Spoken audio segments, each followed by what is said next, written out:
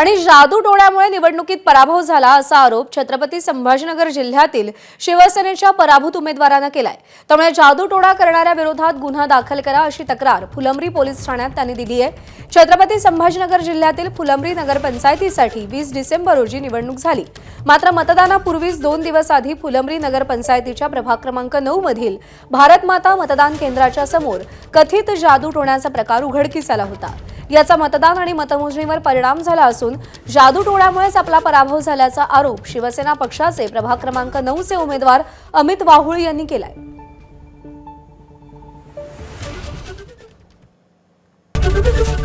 ABP माझा, उघडा डोळे बघा नीट।